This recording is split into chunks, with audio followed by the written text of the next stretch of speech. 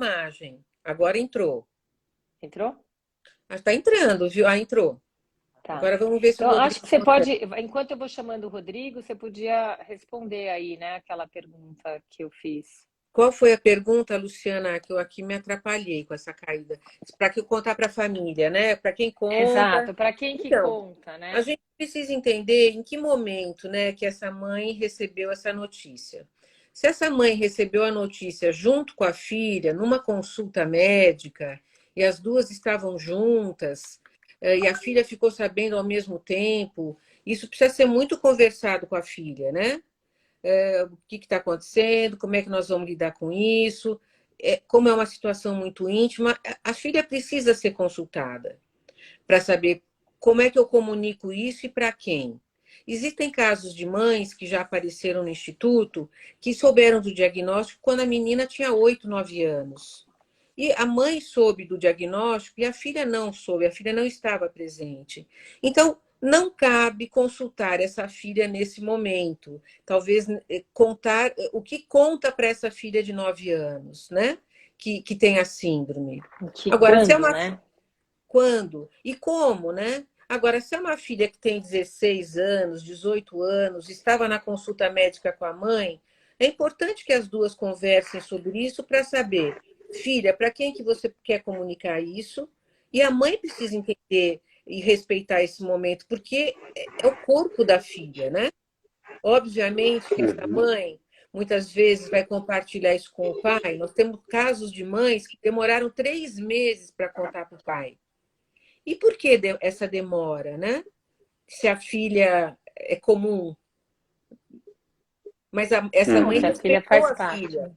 Mas essa mãe respeitou a filha, que a filha falou: mãe, não conta ainda para o papai, vamos entender melhor o que é. Então, levando em conta que essa filha está envolvida na questão, tudo gira em torno dela e respeitar esse movimento. Agora, naturalmente, se é uma criança de 9 anos que não sabe o que ela tem e que a mãe tem tempo para poder elaborar com quem conversar, conversa com o marido, uma irmã, procura uma ajuda de um terapeuta. Isso precisa ser levado em conta. O que você acha, Uhum. Rodrigo, nos grupos que você tem acompanhado? Não, não, eu acho que essa questão realmente é uma decisão, evidentemente, da menina, da mulher, né, em relação a com quem que ela vai compartilhar ou não. E eu acho que a mãe é uma questão de ir conversando com essa filha e fazendo os acordos, né, nesse sentido que, né. Acho que tendo em vista também que tenha esse apoio do grupo, do instituto, fica muito mais tranquilo para essa mãe, pelo menos, ter Uhum. com quem dividir essa questão, dividir essa angústia, ou seja, essa mãe ela não vai estar solitária ali, né? Ela não vai precisar, poxa, minha filha não quer contar para ninguém, então eu não posso falar para ninguém, então eu vou ficar muito solitária, eu não vou ter com quem dividir isso. Isso é complicado, de fato. Acho que um dos papéis do instituto, dos grupos, é justamente acolher essa mãe nesse aspecto, né? E em relação às próprias meninas, eu sei que o foco nosso aqui está em relação às mães, mas que acho que essas mães vão acompanhando assim a decisão das filhas. Eu vejo dois caminhos distintos assim, né? Eu vejo que algumas elas sentem até a necessidade de contar, assim, de modo geral, ou de expor isso daí, como até uma causa ali, né? Uma questão que ela está querendo defender, uma mostrar, dar visibilidade, dar informação, que é extremamente importante, e o Instituto percebe que acaba fazendo porta-voz nesse sentido de divulgar, né, a informação sobre, e vão ter as outras que de alguma forma preferem se manter mais discretas, né, de alguma forma, pô, é minha intimidade, eu vou escolher com quem, quando, de que forma que eu vou estar compartilhando essa minha intimidade. Então, eu acho que não existe sem dúvida, um protocolo, certo? Porque é uma decisão muito pessoal, né, em relação a com quem ou não compartilhar. E eu acho que essa mãe precisa estar bem de mãos dadas aí com a filha em relação a esses acordos, nesse aspecto, né? Eu vou fazer uma parte aqui. Eu acho que esse é o ideal mesmo, né? Eu acho que não tenho, né? Quando a gente está em sã consciência, né? A gente para e pensa, mas existe um momento do desespero da notícia, né? Por isso que é tão importante como é dada a notícia, né? Para os Uhum. médicos Uhum. seria importante um treinamento aí da nossa área de saúde mental, aí para os médicos um pouco de como abordar, né? Esse assunto, porque muitas vezes, você receber a notícia junto, você entra num desespero e não consegue Uhum. nem ajudar, até você acalmar, conseguir entender como que é, o que que faz, para onde vai. E acho que tudo isso é muito difícil, né? Então, para as mães também não se sentirem culpadas, né? De muitas vezes não Uhum. terem, né, tido a decisão. Eu mesma fiz um monte de coisas erradas, aí eu fiquei Uhum. desesperada e para mim foi muito difícil mesmo. Mas quando a gente. Uhum. E esse era o objetivo da gente ter esse grupo de mães, né? A importância da gente poder compartilhar as experiências, de poder dividir, de poder aprender com outras, né? E acho que tem uma ambivalência aí muito grande entre o proteger, né, as nossas filhas e respeitar os espaços dela. É como que a gente, como mãe, parece que a gente sabe o que é melhor para você, né? E eu acho que Uhum. isso é muito difícil e a gente muitas vezes acaba invadindo a intimidade, né, desses assuntos. Eu acho que teve vezes aí que a Isabela falou, mãe, pelo amor de Deus, eu não aguento mais minha intimidade tão exposta, né? Uhum. Eu não Uhum. quero mais Uhum. falar disso. Me fala, Rodrigo, o que que você acha disso, né? Como que Esse é você um vê aí essa tema, ansiedade das mães em ajudar, em proteger, né? é, Como que a gente lida com exato, tudo isso? que acho que é uma balança que precisa o tempo todo estar sendo pesada, repensada e tudo isso, né? Porque é justamente essa ambivalência, né? Por um lado, o aspecto de proteger, protetivo, que é essencial, que essa filha se sinta amparada. Por outro lado, essa mãe que também, de alguma forma, olha, agora você já pode andar um pouquinho com as suas próprias pernas, vão ter certas dores e frustrações que essa filha vai ter que são inevitáveis, de alguma forma essa mãe não vai conseguir impedir, né, ou fazer com que essa filha não... Até mesmo essa questão do impacto do diagnóstico que a gente está falando, né, então tem esses casos, assim, né, de que às vezes a mãe até tem a notícia do diagnóstico antes da filha, e está super preocupada, como que eu vou minimizar esse impacto. Acho super importante, acho que mães que têm um cuidado nesse sentido faz uma diferença muito grande, porque elas vão montar uma estratégia com que essa filha se sinta mais amparada. Mas, de alguma forma, a dor, né, da menina de descobrir o diagnóstico, de saber que não vai poder engravidar e tudo isso, acho que é uma dor que é inevitável.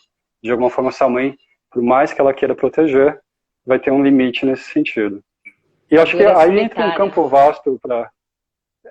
exato, exato. Existem todas essas outras opções também. Mas acho que essa ambivalência, tem muitas linhas na psicologia, né, que vão começar a olhar um pouquinho para esse tema. Por exemplo, uma que me faz lembrar o Winnicott, né, que foi um dos discípulos ali de Freud, uma linha psicanalítica que eu, particularmente, só para deixar claro, eu gosto muito da psicanálise, tenho uma formação nesse sentido, mas não é a visão hoje em dia que eu mais trabalho. Mas acho que é legal pegar um pouquinho o Winnicott, porque ele falava de alguns conceitos, assim, né, de holding, de handling, que é justamente essa questão. Ele falava, por exemplo, que quando o bebê nasce, não é o bebê que tem que se adaptar ao mundo, mas é o mundo que tem que se adaptar ao bebê. E, de alguma forma, esse mundo é a própria mãe, né, porque quando a criança nasce, até os 6 meses de idade, segundo o Winnicott, não existe uma diferenciação entre essa mãe e esse filho. Então, essa mãe, ela precisa, de fato, ser extremamente protetiva, né, com essa criança, para que essa criança possa se desenvolver. Só que à medida que vai acontecendo esse desenvolvimento, vai tendo um desenvolvimento em relação a uma maior autonomia. Então aí ele falava muito desse equilíbrio entre como ser uma mãe suficientemente boa, porque, na verdade, geralmente a gente peca nos extremos, né? Se você for ver, tanto em aspectos de adoecimento físico quanto mental, tem a ver com desequilíbrio, de alguma forma. Ou seja, nos extremos estaria, por exemplo, um lado, uma mãe que negligenciou o cuidado, não foi suficientemente protetiva, e no outro lado estaria uma mãe que buscou tanto proteger que acabou sendo mais invasiva, mais intrusiva, e ali, por exemplo, não soube respeitar o desenvolvimento natural ali da criança, né? Então, acho que ele vai criar toda uma abordagem nisso, e eu acho muito interessante um aspecto que ele coloca, que, assim, a mãe suficientemente boa não é a mãe perfeita. Uhum. Isso significa que as A mãe também frustrações, erra, né, Rodrigo? A gente erra a também. mãe erra, a mãe... Porque, assim, aliás, acho que esse é um tema bastante delicado para trazer, eu busco trazer com bastante cuidado. Eu diria que, assim, mães perfeccionistas podem falar, nossa, mas eu vou precisar entender essa teoria, eu preciso ser uma mãe suficientemente... A mãe suficientemente boa não é uma mãe perfeita, não é aquela mãe que eventualmente vai conseguir fazer com que essa criança não tenha frustrações e não tenha tudo isso. Porque existem certas falhas que eles chamam de falhas saudáveis ali no desenvolvimento. Falhas no sentido do cuidado, em que essa criança ela vai entendendo que o mundo também não é perfeito, né? Então ela faz parte do amadurecimento essa compreensão de que as coisas não são tão perfeitas assim. Então, só para finalizar um pouco esse tema, eu sinto que às vezes pode vir, né, mães que, ainda mais com a questão da síndrome, de, puxa, minha filha tem uma síndrome, então preciso proteger ela ainda mais, e às vezes se darem conta de que protegeram demais, e a filha acabou ficando muito dependente delas, e aí vem esse sentimento de culpa nesse sentido. Aí eu acho que é um ponto que até a gente estava conversando outro dia, né, Cléo? Até a gente, legal, que quero escutar você nesse sentido, mas essa culpa, ela é muito importante, assim, se ela for pensada num aprendizado, entender que a gente sempre tem oportunidade de reparação e melhorias, né, para que ela não seja aquela coisa ali de, nossa, não fui uma mãe suficientemente boa. Então a gente tem que tomar muito cuidado aí com esses pesos, às vezes, que vêm, né? O que a gente observa, né, nos grupos de apoio do Instituto é que as mães que chegam até nós, elas estão vivendo um grande desamparo. Elas estão assim, algumas dizem assim, eu estou devastada, eu não sei o que fazer com isso, minha filha está aí, está diante dessa síndrome, algumas negam, não querem fazer o tratamento, outras não querem participar dos grupos. E em essas mães participando dos grupos e se fortalecendo e entendendo quais são as possibilidades de aproximação e distanciamento das filhas, o caminho muda, né? E muda de um jeito mais positivo. Porque é fato que nós, mães, erramos em vários setores. E a gente não faz isso de caso pensado. Muitas vezes a gente faz até pelo excesso. Esse excesso de cuidado que muitas mães têm quando identificam a síndrome nas filhas. Mas a gente precisa pensar, né? Como é que a gente entra e sai da vida dos filhos? Seja com a síndrome, seja na adolescência, seja nas escolhas que os filhos fazem. Em todos os momentos da vida dos filhos, a gente precisa ser um pouco de espectador ativo, né? Enquanto pais. A gente está de olho, mas assim, observando com uma certa distância. Por outro lado, a gente também sabe de alguns casos de meninas que as mães não querem saber da síndrome. A gente tem grupos de apoio para mulheres Rokitansky que as mães não conseguem se aproximar do tema. Então, é uma dificuldade dessa mãe. Então, precisamos entender o que causa essa dificuldade nessa mãe, né? Não é porque ela é uma mãe que não é capaz. Ela tem as suas questões pessoais, né? Então, aquela mãe que está de fato atenta, cuidando, precisa se comunicar com uma certa distância, né?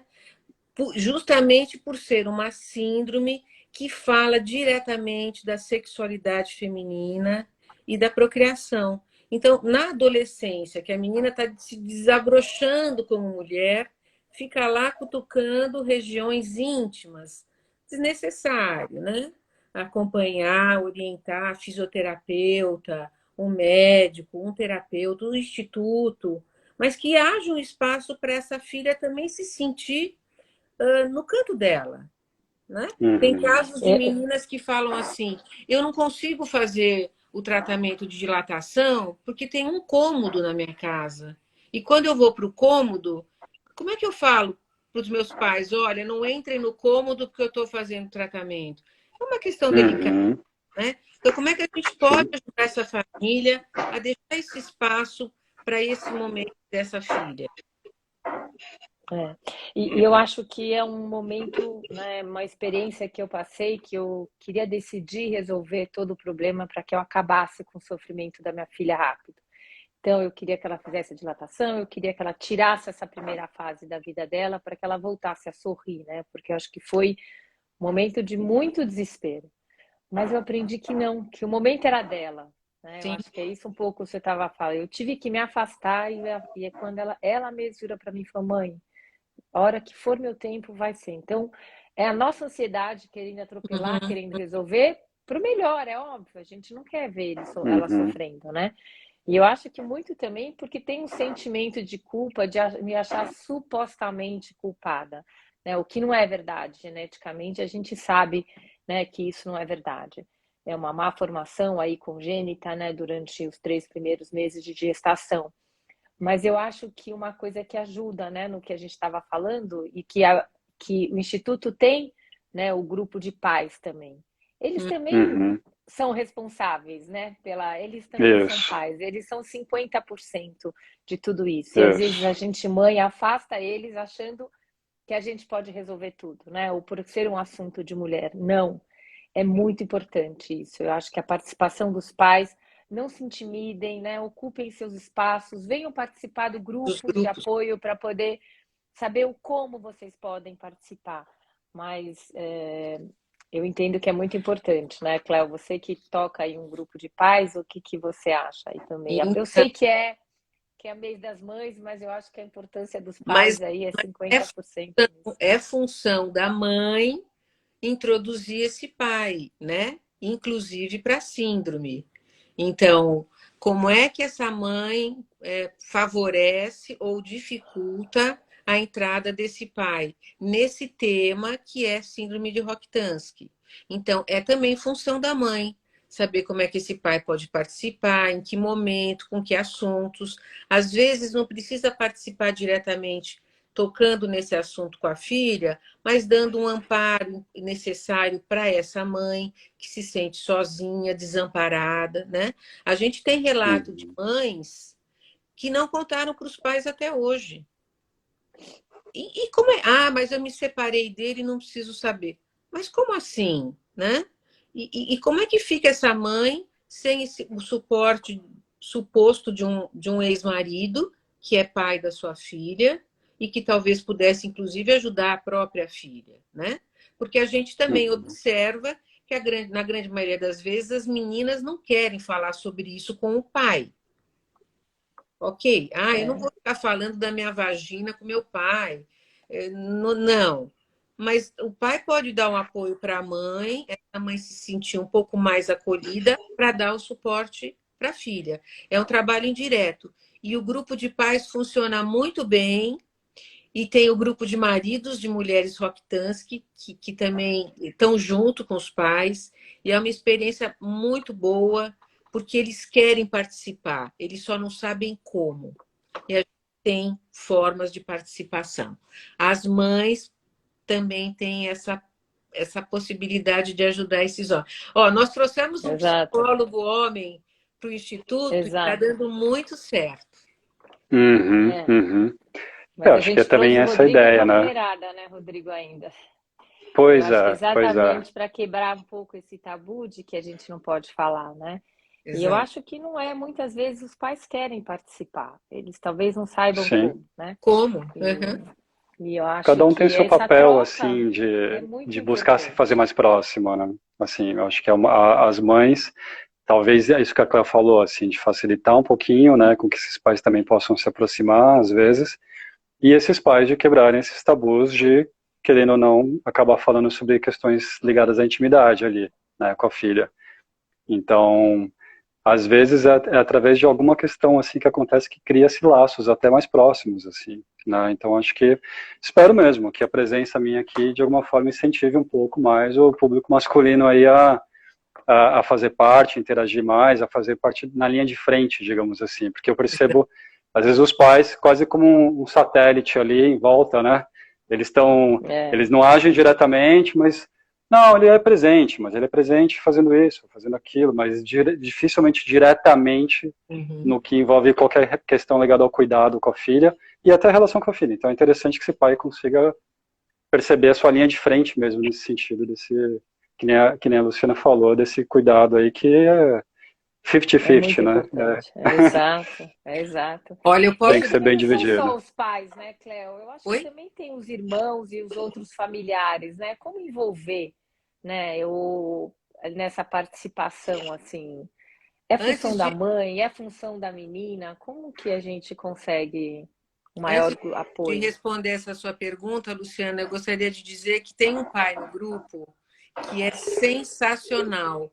A gente precisaria trazer esse pai para uma live, porque ele é um cara muito engajado, ele tem uma ligação, uma proximidade com o tema, com a filha. Ele é que descobriu o Instituto, ele tomou a frente até mais do que a mãe. E eu acho que os homens podem fazer esse movimento, sim. Maridos também têm feito esse movimento, né? Maridos de mulheres Rokitansky que participam dos grupos sem que a mulher tenha acessado o Instituto. Então, os homens estão, sim, cada vez mais sensíveis para a questão, e o Instituto tem feito esse trabalho de divulgação para que mais homens, maridos e pais participem. Agora, com relação a como trazer a família, né, isso é uma coisa curiosa, né, de como tem muitos irmãos que se solidarizam com a questão da irmã Rokitansky e fazem o gancho, né? Nós tivemos alguns casos de irmãs que entraram em contato com o Instituto para que depois a mãe viesse junto. Então, todos estão envolvidos, né? E tomando como referência a irmã que está precisando de alguma assistência, essa menina Rokitansky, e que cada um pode oferecer um tipo de contribuição, de apoio, né? Não é nada forçado, mas é uma coisa de cooperação entre os familiares, que isso acontece Esse com muita assunto, né, frequência. Cléo? Oi? Te cortando um pouquinho, mas esse assunto ele esbarra no outro tema que a gente estava falando agora há pouco, que é com quem compartilha, né? Sobre a Sim, questão. E acho que tem um ponto importante que, como a gente falou, é uma decisão, né, da menina, sobretudo, da mulher, mas a família nuclear ali, né? Assim, vamos supor que é uma família que ela tem uns irmãos ali, ela mora com pai, mãe, tudo isso. Essa família nuclear ali, aí sim, né? É interessante que todos consigam tratar, lidar com isso de uma maneira mais natural, né? De alguma forma, que não se torne um segredo, um tabu, mas não falei direito. Eu tô na live. Né? Faz sentido a gente pensar essa menina, não, poxa, eu não sou tão próximo daquela tia, eu prefiro esperar contar na hora que me sentir mais à vontade, mas essa família nuclear é interessante sim que ela possa participar, que possa ser conversado de uma maneira mais tranquila, mais amena, né? Sobre o tema. E a gente vê casos, inclusive, de irmãs que falam: eu nunca pensei em ter filho, então o meu útero é solidário. Se você um dia que quiser ter filhos, a gente tem alguns casos no Instituto de depoimentos de irmãs, mães, inclusive, mães jovens, que falam: eu disponibilizo o meu útero para que a filha Rokitansky, gere o bebê. Né? Então, isso tudo é tão laço afetivo, bonito de se ver, né? Desde que sim, essa filha Rokitansky tenha autorizado essa conversa em família. Né? Eu Mas é acho isso, que acho que... essa relação Pode falar, é muito Luciano. próxima. Acho que essa relação de irmã é muito próxima, né? Muitas vezes também é importante a participação nos grupos de familiares, porque muitas vezes, né, não sabem como ajudar. Eu até tenho uma outra filha muito próxima da idade da Isabela que falou: mãe, eu achei que você não queria me ajuda, porque achei que era um assunto só seu e da Isabela, né? Então eu acho que às vezes, como a gente traz isso, faz com que as pessoas talvez se afastem, né, ou não. E hoje ela ajuda na parte de comunicação visual aí, né, do Instituto, do Instagram. Então eu acho que é uma forma da gente também envolver, né, os irmãos, as irmãs, né, os avós às vezes se moram juntos, não sei como que funciona. E que estejam convidados, né? Para fazer parte dos grupos, né? Porque é justamente todos vão ter suas questões. E aí, eu me aproximo, não, faço parte, não faço, interajo, tento, né? Deixo que a minha mãe faz isso. Então, acho que são questões que são naturais, que existam, e a ideia é justamente que o Instituto oferece esse espaço para que as pessoas, os familiares possam refletir, né? Sobre essas decisões. Eu acho que as crianças às vezes são menores, você tem irmãos mais novos, né? Que também querem participar, que precisam do entendimento do que se passa, né? Porque de repente é um movimento na casa tão grande, né? E ninguém consegue entender. E- Eu acho que isso aconteceu muito e para mim foi muito importante o dia que eu pude sentar com meu filho, que hoje tem 10 anos, mas né, era muito pequeno na época, e explicar o que que era a síndrome, né? Ele nunca perguntou, mãe, Isabela vai morrer? Não, ela não vai morrer, porque ele acho que via tanta tristeza, via tanta coisa, que essa é, participação dele também foi importante. Hoje em dia ele contou na escola, na classe dele sobre o instituto, né? Acho que como ele conseguiu, né, se expressar com tudo isso. Então, é muito importante que as pessoas possam saber ajudar cada uma dentro do seu tempo, né? Mas que façam parte, porque eu acho que eu entendo que é importante, né, para a menina Rock Tusk ter uhum, todo esse suporte que ela puder da família. E tem uma uhum. pergunta, acho que fazer para um dos dois, para a Cléo ou para o Rodrigo. Como comunicar quando a menina ainda tem 6 anos?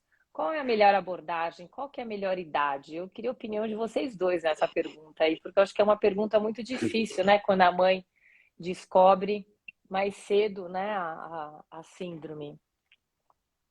Eu tenho a experiência de uma mãe que participou do grupo do ano passado, que a menina estava com crescimento muito acima da média, com alguns problemas renais, e o pediatra encaminhou essa menina para um endocrinologista e foi diagnosticada a síndrome de Rokitansky, né? Que ela tem apenas um rim e tem um problema ósseo, que é a síndrome tipo 2. E a menina acompanhou todos os exames e a mãe, então, num dado momento, falou: olha, a gente foi ao médico, a gente fez os exames e você tem um probleminha que você não vai poder ter bebê, porque tem um negocinho ali no útero que não está funcionando direitinho. Isso foi suficiente para essa menina naquele momento. Então, o que a gente precisa contar para a criança é aquilo que ela é capaz de entender, né? A mãe fez um Uhum, desenho, então assim, que momento ela vai poder contar para essa filha da questão do canal vaginal, da questão do dilatador, da sexualidade? Um pouco mais para frente, ela está acompanhando, ela não mentiu para a criança, mas ela omitiu um dado que para essa menina de 9 anos não faz muito sentido, porque essa menina não está vivendo a questão da sexualidade ainda, né? Então, tanto ela como a mãe ficaram satisfeitas com a forma de transmitir o diagnóstico e a menina está super bem, está crescendo como uma uhum, criança de 9 anos. Então, essa mãe teve o acompanhamento de um psicólogo, além do grupo de apoio do Instituto, para poder abordar essa questão com a filha, levando em conta que vamos contar um pouquinho de cada vez, para que essa menina uhum. seja capaz de ir aos poucos entendendo o que acontece no corpo dela, né? Que não tem ligação com vida ou morte, mas tem ligação com uma questão feminina. O que que você Basicamente, acha, eu acho que Rodrigo? A Cleo disse tudo, né? Faço dela minhas palavras, porque eu acho que essa mãe adequar a realidade da filha, o momento da filha, né? Ela está adequando a comunicação dela com com a capacidade de compreensão ali, né, da filha no momento. Então, se for uma filha muito novinha, não faz sentido vir com uma conversa muito de adulto ali, né? É uma criança ainda, né? Se a gente estiver pensando. Então, essa linguagem ela precisa ser traduzida de forma com que essa criança entenda. Acho que, por exemplo, dessa maneira como você colocou, faz bastante sentido. Assim como vai ter o momento certo para conseguir, para chegar a hora de poder falar sobre temas ligados à sexualidade, à questão de ter filhos.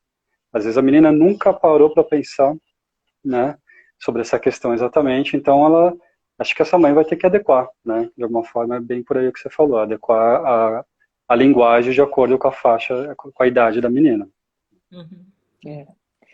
Eu falando, né, como mãe, eu não consigo não misturar meus papéis aqui. Eu também passei por muita terapia para estar aqui, Uhum, mas eu sou mãe e eu acho que, no fundo, é, eu acho que a gente acha o melhor momento, né? Eu acho que a gente sabe como dar essa notícia. Eu acho que é melhor até quando a gente consegue ter tempo de processar tudo isso e poder dar a notícia. Eu acho que é mais difícil, óbvio, não tem notícia fácil nesse caso, mas quando a gente tem um tempo de processar, entender, né, trocar com outras pessoas, ter com médicos, porque a gente vai encontrar a melhor maneira de falar. E se encontrar também, se foi, né, como eu errei muito, tenho certeza que a minha filha vai perdoar, porque eu fiz o melhor que eu conseguia na época, né? O quanto eu fui buscar de informação até poder ter uma calma de conversar sobre esse assunto, né? Como a Cléo falou outra vez, nós somos humanas e a ajuda do pai, né? A ajuda do pai, do seu marido, ex-marido, né? Seja lá, é muito importante, porque sim, dá um apoio, né? Querendo ou Uhum. não, né? Essa criança não nasceu sozinha, então ela tem um pai, eu acho que é importante esse compartilhamento. E E só aí, para complementar, Luciana, desculpa te cortar, mas assim, acho que imagina, é claro que vai ter uma diferença bastante importante das mães que tiveram um diagnóstico, receberam o diagnóstico da filha, têm a notícia, precisam passar para a filha, eventualmente a filha não teve esse acesso durante o mesmo momento que essa mãe teve. As mães que tiveram já o suporte do Instituto já faz uma diferença enorme, né? Porque de alguma forma elas poderam ter um grupo de mães que cada uma vai dar uma opinião, elas vão poder ter esse espaço para refletir sobre esse exato, tema de como dividir, como que fala, tem uma maneira certa para falar, não tem um protocolo. Então, o fato delas não tem, terem um espaço adequado para poder refletir livremente sobre esse tema, dá muito mais condições, né? Para muito, que muito, essa eu acho que informação seja mais bem pensada, mais bem cuidada, mais bem trabalhada, né? bem digerida, né? Eu acho Mais que gerida, exato. e não só nesse momento, eu acho que para encarar tudo depois, né? Eu acho que Uhum, poder compartilhar para mim foi assim uma experiência incrível, me acalmou muito, me trouxe muita paz, assim, saber que outras pessoas passavam pela mesma coisa que eu passo e que já estavam muitas lá na frente e depois outras que eu podia ajudar também, que estavam só uhum. começando, né? Então é uma trajetória muito bacana, E muito a gente observa, né, Luciana, nos grupos de apoio do Instituto, é que essas mães vêm em busca de o que fazer, né? E agora minha filha tem síndrome. Mas ao longo dos meses que a gente acompanha esse grupo de mães, outras questões pessoais de cada mãe vão surgindo. E a gente achou interessante colocar isso aqui nessa live, porque nenhuma mulher, nenhuma mãe é desprovida das suas características pessoais, das suas emoções, das suas neuroses, das suas maluquices. E, obviamente, em alguns momentos do grupo de apoio do Instituto, aparecem questões pessoais, né? E essas questões são abordadas de alguma forma, porque o intuito do Instituto é que, em essa mãe participando desses grupos de apoio, elas percebam se tem ou não necessidade de poderem ir em busca de uma terapia pessoal, né? Que o Instituto, nesse momento, não oferece.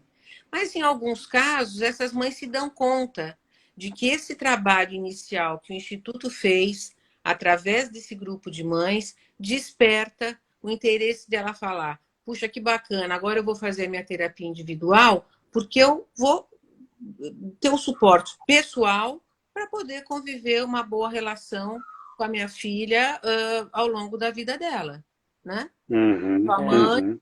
como essa filha. Só para complementar, né, Cléo, assim, eu busco, por exemplo, nos grupos, fazer com que elas sintam vontade para falar o tema que quiserem, na verdade, assim. Não significa que ali está super restrito só a questão da síndrome. O que acontece é que, assim, hoje uma começa a falar sobre questões ligadas à ansiedade ou depressão, a outra pessoa se identifica e tudo isso. É impressionante como sempre acaba se esbarrando na questão da síndrome também, de alguma Uhum, forma. Porque acho que às vezes a gente busca trabalhar não necessariamente, não, diretamente no tema, mas indiretamente a gente acaba pegando. Então acho que os grupos também têm esse sentido de elas poderem sentir que elas podem trabalhar dentro do contexto de um grupo psicoterapêutico, né? Que é muito diferente do que uma terapia individual, que é claro que daí a pessoa vai poder se aprofundar muito mais, outro grau ali. São características diferentes e ambos têm complementares, né? suas qualidades. São complementares, né? O grupo traz muito esse sentido da identificação em tudo isso. E a terapia individual você pode se aprofundar ali de uma maneira, né, muito mais específica, mas os temas abordados não necessariamente precisam começar com a síndrome. Às vezes podem ser ansiedade, e a percepção da autoestima e tudo isso vai se resvalar uma hora na questão da síndrome, com certeza. Então, e acho que algumas perguntas que surgem muitas vezes, né? A gente conhece, trata, né? E fala sobre Rokitansky, né? Tem outras síndromes que são parecidas ou com algum, né? Por falta de útero, mas que a gente não conhece, então a gente não se aprofundou no tema.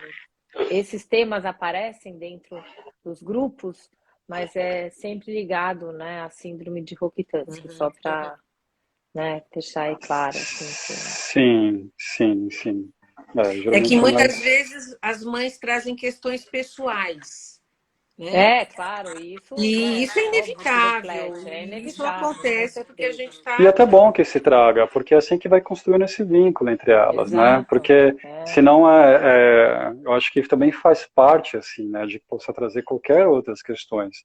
Que eu acho que, de alguma forma, ali é um espaço acolhedor para isso. Mas não tem como, assim, não vou dizer que não tem um grupo que, mesmo que tenha começado com outros temas, que não tenha entrado na questão da síndrome. Todos acabam entrando. A gente acaba trabalhando isso.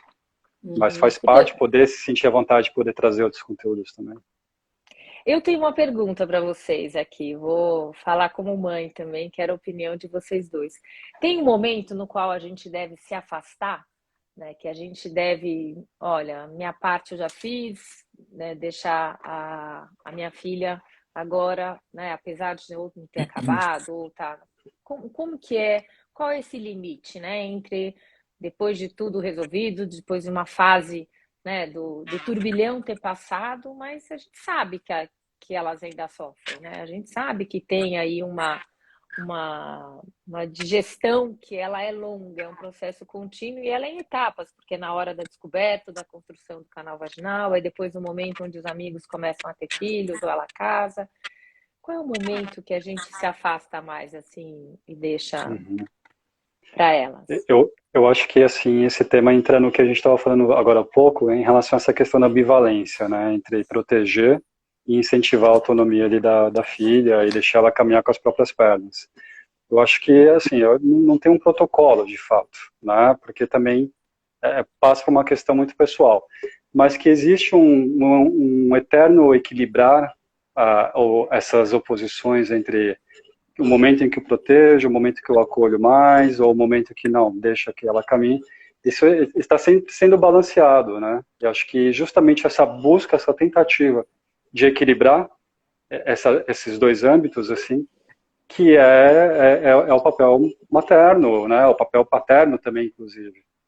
Então, acho que vai depender, né? Vai depender, vai ter momentos que talvez sejam que a mãe precise ser mais acolhedora, ser mais protetiva, vai ter momentos que a mãe vai precisar entender que não, aqui é a minha filha que precisa andar, caminhar com as próprias pernas, e vai ter tropeções que ela vai tomar, e eu vou ter que entender que eu não vou ter como evitar todas essas tropeções que ela tome, porque faz parte da vida a gente tomar alguns tropeções, saber levantar, e é isso que faz o nosso amadurecimento emocional também.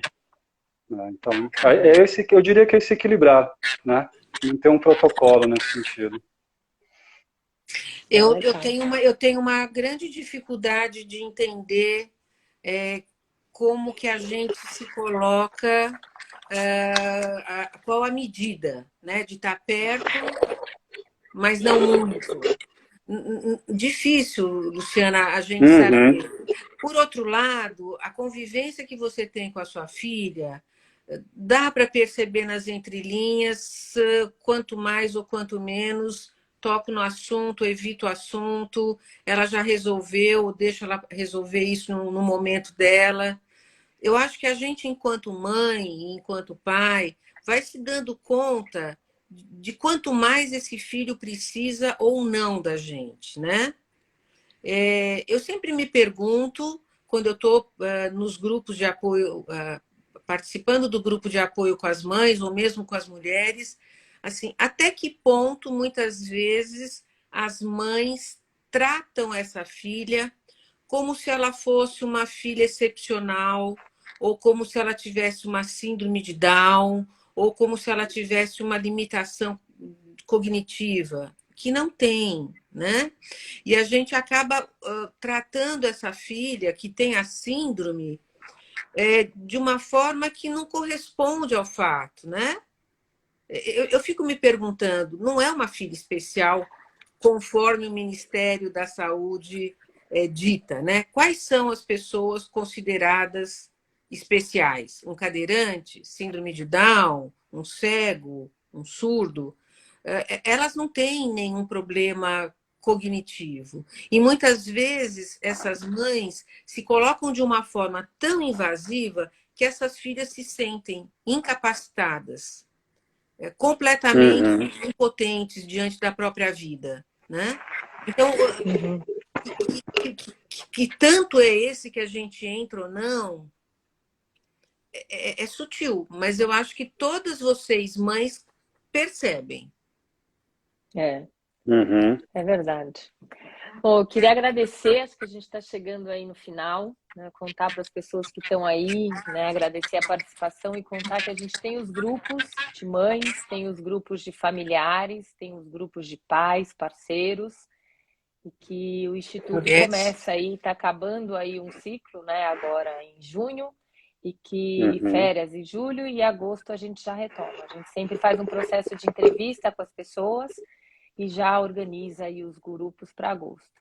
Então, eu queria super agradecer a participação da Cléo, do Rodrigo aí, eu acho que foi super esclarecedor e trouxe perguntas muito pertinentes, né, ao que eles vivem aí nos grupos.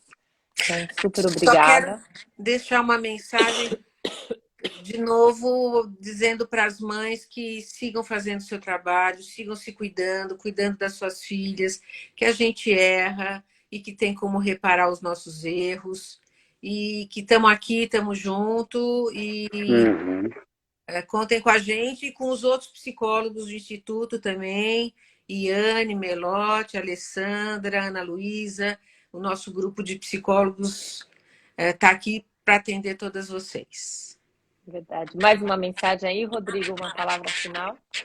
Eu acho que esse convite mesmo, né, para fazer parte dos grupos, porque é um ambiente que a gente busca criar um vínculo ali entre todos, porque as mães também, como elas têm essa culpa, às vezes, muito forte entre si, então elas precisam sentir que elas têm um ambiente que elas não vão ser julgadas, não vão ser, elas vão ser escutadas, vão poder pensar, refletir, vão poder se rever, se for necessário, mas com leveza, com tranquilidade, né?